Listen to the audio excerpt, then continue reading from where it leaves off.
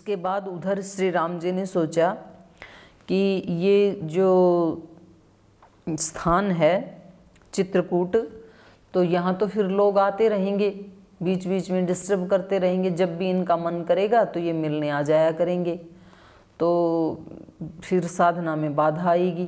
तो इसलिए कहा जाता है सन्यासी के लिए कि उसको घर नहीं जाना है या ब्रह्मचारी को घर नहीं जाना है, क्योंकि अगर वो बार बार परिवार से मिलेगा ना तो फिर उसके पहले के संस्कार तो हैं ही, तो उनको जितना हम तोड़ेंगे उतना ही फिर से मोह होता जाएगा। तो इसलिए कहते हैं कि उसको घर नहीं जाना चाहिए एक अवस्था तक।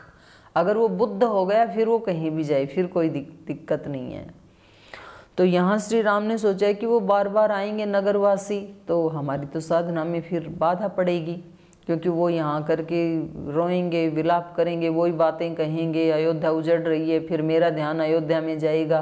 तो जिस काम के लिए, असुरों का नाश करने के लिए मैंने पृथ्वी के ऊपर जन्म लिया है, वो तो मेरा कार्य अधूरा ही रह जाएगा, और जो एक आदर्श स्थापित करने के लिए मैं इस धरती पे आया हूँ वो तो मेरा रह ही जाएगा।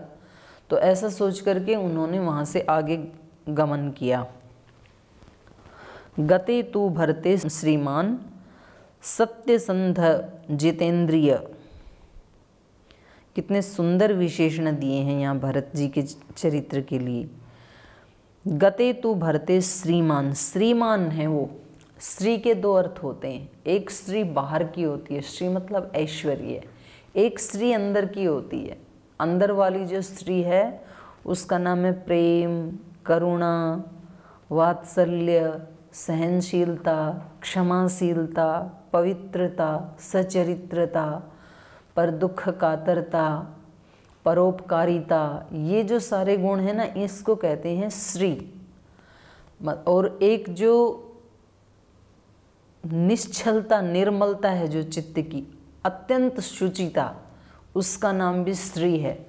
तो जो श्री अरविंद हैं, पहले एक जब वो साधना कर रहे थे तो साधना काल में उन्होंने अपने नाम के आगे श्री नहीं लगाया, और जिस दिन उनको अतिमानस की प्राप्ति हो गई, जिस दिन उनको मतलब आत्म साक्षात्कार की प्राप्ति हो गई, उस दिन से उन्होंने अपने नाम के सामने श्री लगाना शुरू किया, श्री अरविंद। तो यहाँ पर भरत जी के लिए कहा है श्रीमान। गते तु भरते श्रीमान सत्यसंधः, सत्य का संधान करने वाले, सत्य की खोज वाले, सत्य की प्रतिज्ञा ही, जिनकी ये प्रतिज्ञा है कि सत्य को जानना ही है, उसको कहेंगे सत्यसंधः। जितेंद्रिय, वश में है इंद्रियां जिसकी, जीत ली हैं इंद्रियां जिसने। बहुत बड़ी उपलब्धि है ये तो। अगर मानव जीवन को प्राप्त, मानव शरीर को प्राप्त करके एक किसी इंद्रिय को जीतना भी बहुत बड़ी बात है। और जो व्यक्ति एक इंद्रिय को जीत सकता है तो वो फिर बाकी को भी जीत सकता है, ये भी एक बात है। क्योंकि हमारी जो इंद्रियां हैं वो बिल्कुल उस समय धोखा देती हैं जिस समय हमें उनकी सहायता की ज़रूरत होती है। व्यक्ति का मन धोखा दे देता है, व्यक्ति के आँखें धोखा दे देती हैं, वाणी धोखा दे देती है। तो ये इंद्रियों को जीतना, ये मतलब उस व्यक्ति की समझ में आएगा जिसने कभी किसी एक इंद्रिय को जीतने की कोशिश की हो, और उस समय जैसे अर्जुन ने कहा गीता में कि ये जो मन है ना, और इंद्रियों के लिए भी कहा प्रमाथहीनि हि इंद्रियाणि पुरुषस्य विपश्चित यतो ही अपि केशव। हे केशव, यत्न करता हुआ जो विपश्चित, जो विद्वान व्यक्ति है, उसकी भी इंद्रियाणि प्रमाथहीनि हरन्ति प्रसभम मनः। जबरदस्ती मन को हर ले जाती हैं ये इंद्रियां। और फिर एक अन्य स्थान पे भी कहा कि ये मन जो है ये बड़ा बलवत दृढ़म, और वायु को जैसे मुट्ठी में बंद करना सुदुष्कर है, ऐसे ही इस मन को जिस समय इसमें वेग आता है ना, उस समय इसको समझाना उतना ही ज़्यादा सुदुष्कर है। और ये योग दर्शन में भी बहुत बड़ी एक सिद्धि कहा है वहाँ पर, भूत जय, इंद्रिय जय, तो वहाँ पर मनोजय, तो बहुत उसके पहले बहुत सारी साधनाएं बताई हैं। तो सुनने में तो हम तुरंत बोल देते हैं इंद्रिय जय, लेकिन उसका अर्थ क्या है वो खोजने के लिए, उसको जानने के लिए, और फिर वो इंद्रिय जय बनने के लिए अच्छे अच्छों को पसीने छूटते हैं, सुनने में तो बड़ा अच्छा लगता है। तो यहाँ भरत जी का चरित्र कैसा है, वो जितेंद्रिय हैं। और हमारी जो प्राचीन काल की जो शिक्षा व्यवस्था थी या राज्य व्यवस्था थी, उसमें इन चीज़ों को ज़्यादा महत्व दिया जाता था। हम उपनिषद में भी देखते हैं, वहाँ पर एक संवाद आता है पिता पुत्र का। आरुणि उनके पिता हैं और उनका जो पुत्र है वो किसी अन्य गुरुकुल से, किसी अन्य गुरु से शिक्षा लेकर के आया है। तो वो उनके पिता ने देखा कि ये तो बड़े ही आकड़ में चलता है, इसको तो लगता है कि मैं सर्ववेता बन गया हूँ। तो उन्होंने अपने पुत्र से पूछा, बोले बेटा कुछ आत्मा के बारे में जानते हो? बोले आत्मा के बारे में ये तो कभी पढ़ाया नहीं हमारे गुरुजी ने हमारे को। तो वो और सारे शास्त्र पढ़ करके आया था, तो दूसरों को बताता था मैंने ये पढ़ लिया, मैंने वो पढ़ लिया, मैंने ये याद कर लिया, वो कंठस्थ कर लिया। तो उनको लगा भाई ये तो काम से जाएगा लड़का। तो जब उन्होंने पूछा, बोली ये तो मुझे नहीं पता, ये तो गुरुजी ने कभी पढ़ाया ही नहीं। तो बोले फिर तो तेरी सारी शिक्षा बेकार। अहंकारी व्यक्ति को कोई ये कह दे कि जब तेरे पास ये ही नहीं है तो फिर तेरा सब कुछ व्यर्थ है, जीरो है तू, तो वो बड़ा तिलमिला जाता है। फिर अहंकारी व्यक्ति, उसको तो इतना ज़्यादा मतलब ये होता है कि जैसे कई लोगों के बारे में नाम लिया जा रहा है कि भाई कर्तव्य पालन करने में वो नंबर 1 है, वो सेकंड है, थर्ड है, और अगर उस व्यक्ति का नंबर 5वें 6ठे स्थान पे आ गया तो बस वो इतना ही काफ़ी है कि मेरा नंबर 8वें स्थान पे कैसे मेरा नाम बोला गया। तो वो तो तिलमिला जाते हैं। तो अहंकार को बड़ी जल्दी ठेस लगती है। तो ऐसे ही वहाँ उसके पुत्र ने कहा कि ये कैसे हो सकता है, मैं इतना ज्ञानी हूँ और ये कह रहे हैं कि तेरी सारी शिक्षा ही बेकार। तो उन्होंने कहा कि फिर आप ही बता दीजिए इसके रहस्य को। तो खैर वो एक लंबा प्रसंग है। उन्होंने उनको बड़ी साधनाएं करवाई। उन्होंने कहा पहले 10 दिन भूखे रहो, फिर बोले प्यासे रहो, फिर वो एक लंबा एक प्रसंग है। और लास्ट में जब उसको ज्ञान हुआ तो उसको इस नाम से प्रसिद्ध है वो तत्त्वमसि श्वेत केतु। हाँ, श्वेत केतु था उसके बेटे का नाम, कि तू वही तत्व है, उस तत्व का। तो जिस युग में, जिस समय में हम जिन चीज़ों को प्राथमिकता देते हैं, समाज और राज्य जिन चीज़ों को प्राथमिकता देता है, प्रायोरिटी पे रखता है, तो वो चीज़ें बढ़ने लगती हैं लोगों में। तो उस समय इस अध्यात्म विद्या को सबसे ज़्यादा प्राथमिकता दी जाती थी। जो व्यक्ति जितेंद्रिय है, जो व्यक्ति सत्यनिष्ठ है, जो व्यक्ति सचरित्र वाला है, वो व्यक्ति ऊंचा माना जाता था उस समय। आज माना जाता है जिसके पास ज़्यादा धन है, जिसके पास महंगी गाड़ियां हैं, अच्छे मोबाइल हैं, कई अलग अलग शहरों में अनेक बंगले हैं, उन लोगों को आज लोग उस दृष्टि से देखते हैं कि ये बड़े हैं। जिन लोगों का डील डोल शरीर आदि ऐसा है, जो इस तरह के वस्त्र पहनते हैं, तो इसलिए एक जो फिल्म इंडस्ट्री में काम करने वाले लोग हैं उनको युवाओं ने अपना आदर्श मान लिया है। तो उनका चरित्र नहीं देखते हैं। मैं ये नहीं कह रही हूँ कि उनके चरित्र कैसे, क्योंकि हम सब के चरित्र को नज़दीक से नहीं जानते हैं, लेकिन जो अपने ऋषियों के चरित्र हैं उनको हमने नज़दीक से पढ़ा है। तो इतना ऋषि कोटि का चरित्र तो है नहीं उनका, लेकिन तो भी हम अपने कमरे में उनके चित्र सजा करके रखते हैं, क्योंकि आज समाज में ऐसे लोगों की, इस कलयुग में ऐसे लोगों की ही उन्नति को प्राथमिकता पे देखा जाता है। जो व्यक्ति जितेंद्रिय है, जो व्यक्ति सचरित्र है, जो पवित्र है, जो आत्म अन्वेषण में लगा हुआ है, उस व्यक्ति को पागल समझा जाता है आज के युग में। ये पागल है, कौन से रास्ते पे चल पड़ा है, इसका इस समय ये इतना पढ़ा लिखा था, इतना धन कमाता, सारी कहाँ चल पड़ा है ये, इसका दिमाग खराब हो, उनको पागल जैसे देखा जाता है। इसलिए आज नैतिकता बहुत ज़्यादा आगे नहीं बढ़ रही है, क्योंकि उसको समाज में वैल्यू देनी पड़ती है। आज जब मोदी जी ने बोल दिया कि स्वदेशी वस्तुओं का सम्मान करें और स्वदेशी वस्तुएं ज़्यादा से ज़्यादा खरीदें, आज कुटीर उद्योग लगाने वाले, छोटी छोटी चीज़ बनाने वाले, तो वो लोग बनाना चाह रहे हैं। उनको लगता है कि हमारी प्रतिभा का अब विकास होगा, वरना तो वो बेचारे सुंदर सुंदर डिज़ाइन बनाते हैं, इतनी अच्छी अच्छी चित्रकारी की जो चीज़ें बनाते हैं, पोट्स बनाते हैं, लेकिन वो लोग सड़क पे बैठे हैं। और जिसके पास पैसे हैं वो उनसे वो चित्रकारी खरीद के अपने महल में ला के रखते हैं, वो ऐश से जीते हैं। एक सुंदर डिज़ाइन बनाने वाला जो इंजीनियर है वो तो आज महलों में रहता है, और उस डिज़ाइन को कन्वर्ट करने वाला, कृति में बनाने वाला एक व्यक्ति ने, एक इंजीनियर ने डिज़ाइन बनाया कि मंदिर ऐसा होना चाहिए, उस पर ऐसी चित्रकारी होनी चाहिए और वो ऐसा बनना चाहिए। तो उसने तो केवल पेपर पे ड्रॉ किया, तो वो व्यक्ति तो महल में बैठा, उसको तो बहुत ज़्यादा सैलरी मिलती है। और जिसने उसको बना के दिखाया रियल में, वो व्यक्ति बेचारे झोपड़ी में बैठा, वो लेबर है।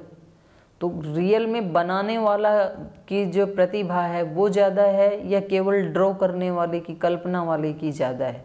तो ये समय समय की बात होती है। और आज भी कुछ देशों में ऐसा है, जैसे कुछ दिन पहले मुझे श्रद्धेय स्वामी जी महाराज के साथ ऑस्ट्रेलिया जाने का अवसर मिला, तो वहाँ पर आज भी व्यक्ति के हुनर को ज़्यादा प्राथमिकता दी जाती है, डिग्री को नहीं दी जाती है। वहाँ जिस व्यक्ति के पास कोई हुनर है, वो कुछ बनाना जानता है, उसको ज़्यादा सैलरी मिलती है, वहाँ पे ज़्यादा पैसे मिलते हैं, उसकी वैल्यू भी ज़्यादा है।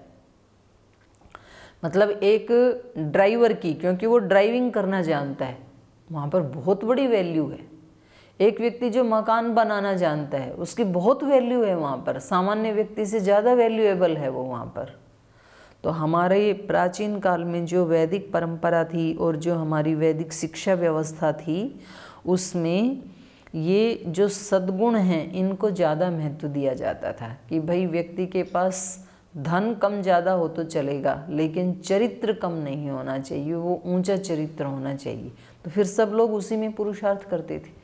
जो व्यक्ति जितेंद्रिय होगा वो व्यक्ति ज़्यादा महान होगा। नहीं तो राजघरानों में पलने वाले और वो जितेंद्रिय हो जाएं, मतलब आज के कलयुग में तो ये कल्पना भी नहीं कर सकते हैं, क्योंकि जितने इंद्रियों के अपराध आज इस प्रकार के घरानों में होते हैं, जिनके पास इस प्रकार के पद हैं, उनमें सब नहीं हैं, अच्छे भी हैं, लेकिन ज़्यादातर जिनके पास ये राजनीतिक पद होते हैं और उनके जो रिश्तेदार हैं, संबंधी हैं, उनमें से मतलब बहुत सारे ऐसे सामने आए केस कि उन्होंने ये उसका मर्डर कर दिया, उसने उसका रेप कर दिया, उसने उसका ये कर दिया, और फिर सिफारिश करके छूट जाते हैं, जेल भी नहीं होती है।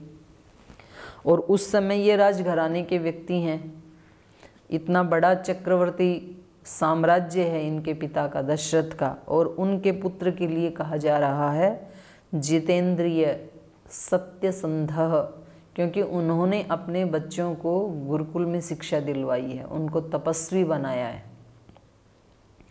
किसी कॉन्वेंट स्कूल में नहीं पढ़ाया। उनके वो भी तो राजा के बेटे थे, तो कहीं बहुत सुंदर वो तो बनवा ही सकते थे कॉन्वेंट स्कूल कि जहाँ उनके बच्चों को कहीं मतलब बाहर की हवा भी ना लग जाए, लेकिन उन्होंने गुरुकुलों में, ऋषियों के गुरुकुलों में, जहाँ पर साधारण खान पान होता है, जहाँ पर साधारण प्रकृति के बीच में जीना होता है, वहाँ पर कोई एसी कूलर नहीं होते हैं, उन स्थानों पे इन्होंने अपने बच्चों को पढ़ाया। तो इसलिए बच्चे भी कैसे बने? सत्यसंधः जितेंद्रियः। गते तु भरते श्रीमान, भरत के लौट जाने पर, और वो भरत जी कैसे हैं? सत्यसंध हैं, वो जितेंद्रिय हैं। रामस्तु पुनरालक्ष्य नागरस्य जनस्य च। तो ये जो श्री राम हैं, इन्होंने नागरस्य, नगर में रहने वालों का, और नागरस्य जनस्य च, जो नगर में रहने वाले जो जन हैं उनको पुनरालक्ष्य, कहीं वो दोबारा ना आ जाएं, ऐसा मन में सोच करके तत्र आगमनम एकाग्र दंडकान प्रविवेशः,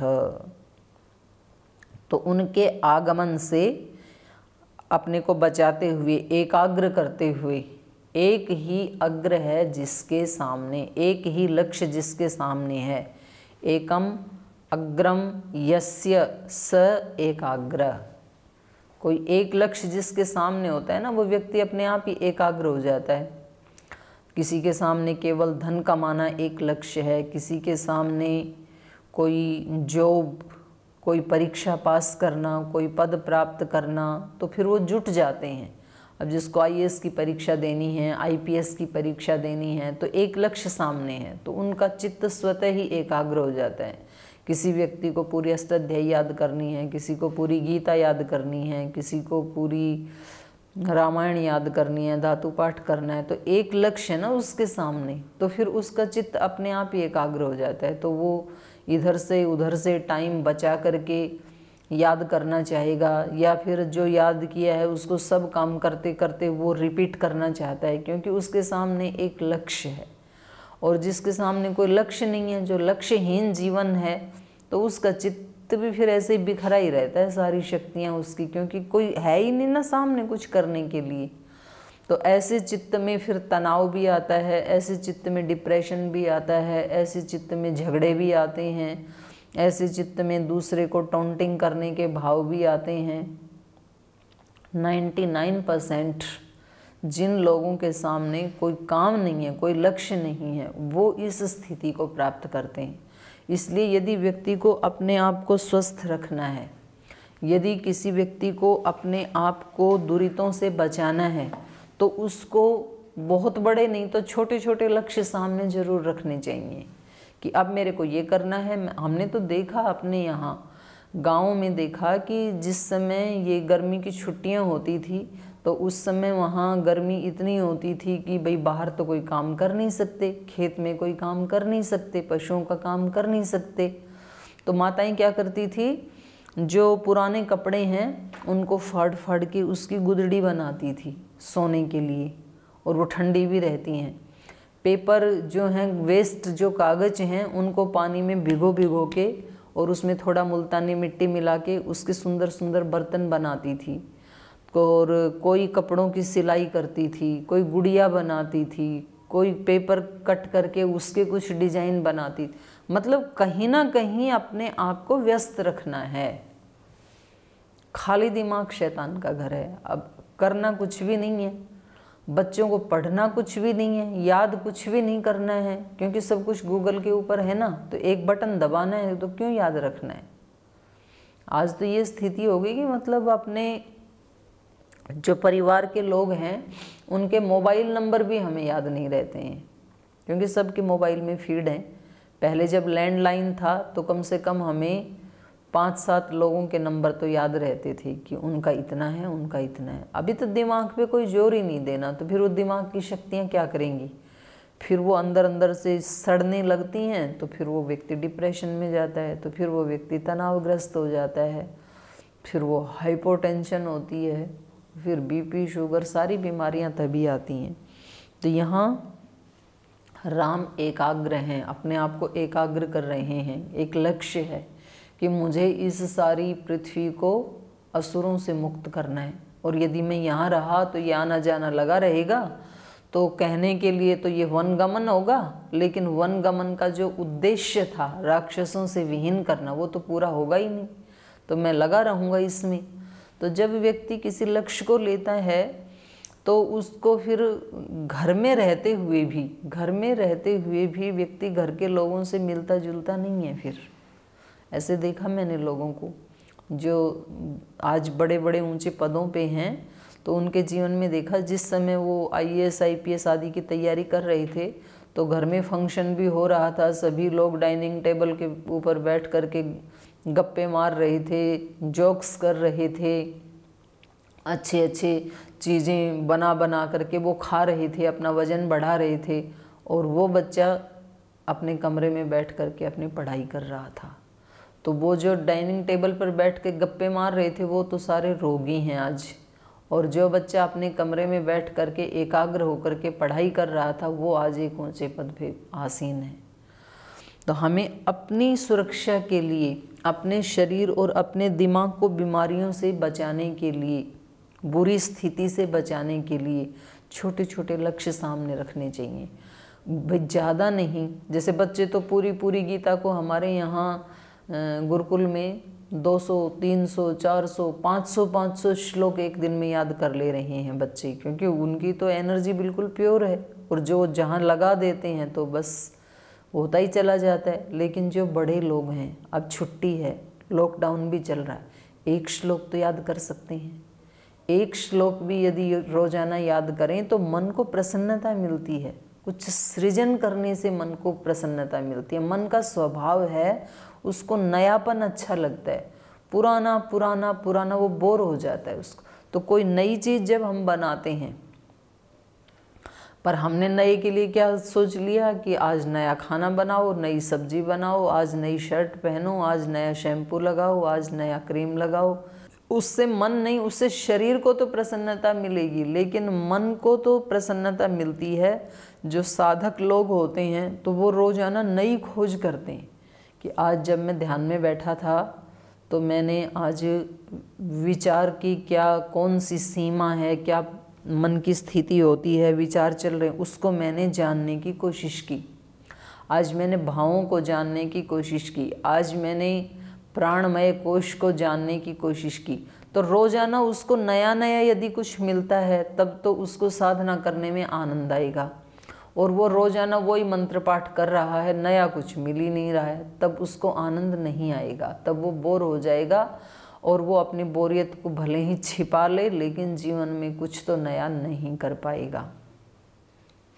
तो चाहे व्यक्ति बाहर से नया सृजन करे या फिर अंदर यात्रा कहीं भी करे, वो आध्यात्मिक जीवन जिए, सांसारिक जीवन जिए, लेकिन अपने मन को एकाग्र करना उसको यदि आए तो फिर वो बहुत बीमारियों से बच सकता है। तो श्री राम ने अपने मन को एकाग्र किया। तत्र आगमनम एकाग्र दंडकान प्रविवेशः, तो निश्चित रूप से फिर उन्होंने दंडकारण्य में प्रवेश कर लिया। एक जंगल का ही नाम है, तो वहाँ से चले गए, चित्रकूट को छोड़ दिया। अच्छी भली तो झोंपड़ी बनाई थी, लेकिन अगर इतनी ही आसक्ति होती तब तो महल ही नहीं छोड़ पाते। हम तो छोटी छोटी चीज़ों को में आसक्ति कर लेते हैं, ये मैंने इतनी मुश्किल से बनाया था, अब इसको छोड़ के दूसरे स्थान पे जाना, तो व्यक्ति छोड़ना नहीं चाहता है उसको। इन्होंने कहा ठीक है और बनाएंगे आगे, नहीं तो व्यक्ति उठा के ले जाना चाहता है। तो इन्होंने चित्रकूट की जो सुंदर कुटिया थी, पर्ण कुटीर थी, उसको वहीं पर छोड़ करके और दंडकारण्य में प्रवेश किया।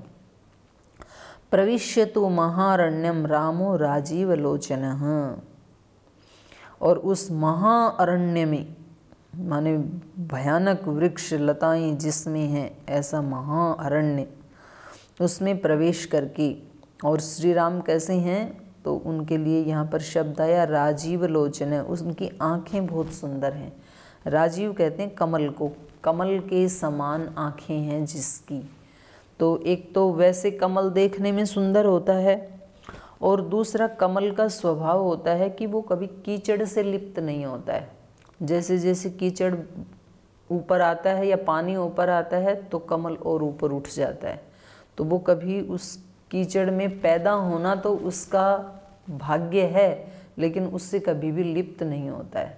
तो ये उसकी एक स्पेशल क्वालिटी, उस पर पानी की बूंद भी डालेंगे तो वो इधर उधर गिर जाएंगे, वो निर्लिप्त रहता है हमेशा। तो व्यक्ति की जो दृष्टि है वो यदि निर्लिप्त हो जाए, उसमें कोई राग द्वेष ना हो, तो उसी को दिव्य दृष्टि भी कहा गीता में। उस निर्लिप्त दृष्टि को इसलिए यहाँ पर कहा राजीव लोचन है। उनकी दृष्टि में जिन्होंने उनका अपकार किया, उनको कोई हानि पहुँचाई, उनके प्रति द्वेष नहीं है, और जिन्होंने उनकी बड़ी स्तुति की, चापलूसी की, प्रशंसा की, उनके प्रति कोई राग नहीं है। तो उनकी दृष्टि कैसी है, उनकी आँखें कैसी हैं, कमल जैसे, जिसमें कोई कीचड़ नहीं है, जिन आँखों में कोई गंदगी नहीं है, जिन आँखों में कोई दुष्टता नहीं है। व्यक्ति आँखों से ही मतलब दूसरे व्यक्ति को हम देखते हैं ना, कितनी प्रकार की दृष्टि। बोले जी उन्होंने कहा तो कुछ भी नहीं, लेकिन जो उन्होंने मेरी तरफ जो देखा ना, तो मतलब क्रोध की दृष्टि अलग होती है, काम की दृष्टि अलग होती है, लोभ की दृष्टि अलग होती है, मोह की दृष्टि अलग होती है, घृणा की दृष्टि अलग होती है, पाप की दृष्टि अलग होती है। माने जैसे व्यक्ति की चित्त की स्थिति होती है वो उसकी आंखों में दिख जाता है, चाहे वो बोले या ना बोले। तो व्यक्ति की जो आंखें हैं वो आईना है, जैसे आईने में जैसा भी हमारा चेहरा है वो दिख जाता है। तो व्यक्ति की आंखें सब कुछ बता देती हैं। कभी व्यक्ति कुछ भी नहीं बोलता है और हमें पता लग जाता है कि ये व्यक्ति अंदर से बड़ा परेशान है। कभी हमें लगता है कि ये व्यक्ति अंदर से ग्लानि से भरा हुआ है, इसने कभी कोई त्रुटि कर दी थी और आज इसकी आंखें बता रही हैं कि इसके मन में पश्चाताप है। कभी हमें लगता है कि इस व्यक्ति की दृष्टि से पता लगता है इसकी आंखों में बड़ी घृणा है, बड़ा प्रतिशोध है, बदला लेने की भावना है। तो यहाँ श्री राम की दृष्टि कैसी है?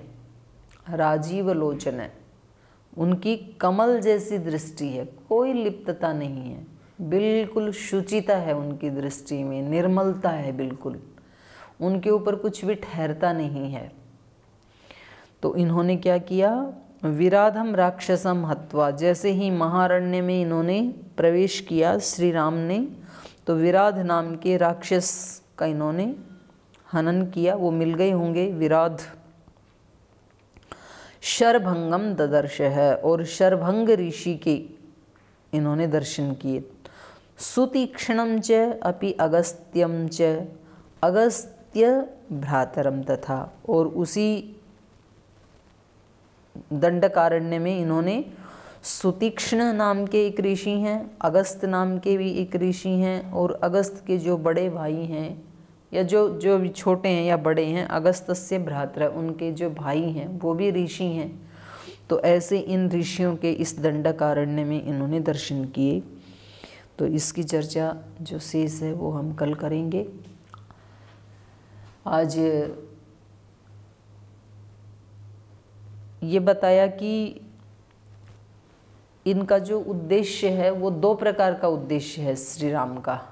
एक ऋषि मुनियों से मिलने का, उनके आशीष लेने का, और एक असुरों को मार। दोनों काम साथ साथ होते हैं, असुरत्व का विनाश और दिव्यत्व का विकास, देवत्व का विकास।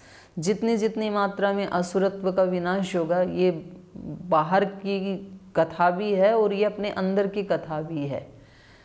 तो अंदर से भी हम जितना जितना दिव्यता से मिलते हैं, ये मिल रही है ना ऋषि मुनियों से, सरभंग से, सुतीक्ष्ण से, अगस्त से, तो जैसे जैसे हम अपनी दिव्य शक्तियों से मिलते जाते हैं, ध्यान के माध्यम से, उपासना के माध्यम से और एकाग्रता के माध्यम से, तो उतना उतना हमारे अंदर राक्षसों को मारने की शक्ति आती जाती है। हम इसमें पढ़ेंगे कि उन्होंने उनको श्री राम को कैसे वो बाण दिए, धनुष दिए, जिससे वो असुर मर सकते थे।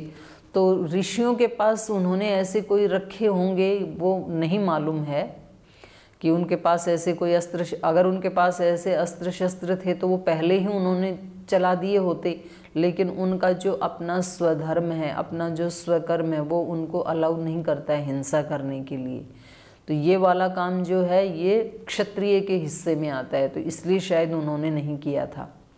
पर हमें अपने अंदर के जो राक्षसों को, असुरों को मारना है, तो उसके लिए साथ ही साथ दैवी शक्तियों से भी हमें अपना वो बिठाना पड़ेगा, संयोग करना पड़ेगा, तालमेल बिठाना पड़ेगा, उनसे परिचय करना पड़ेगा, उनसे आशीर्वाद लेकर के, अपने अंदर के गुरु से और बाहर के गुरु से आशीर्वाद लेकर के हम सभी दुरितों का विनाश कर सकते हैं।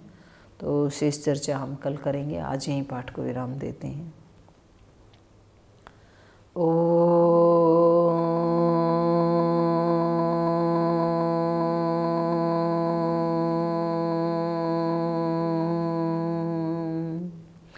शांति शांति शांति। श्री गुरुभ्यो नमः।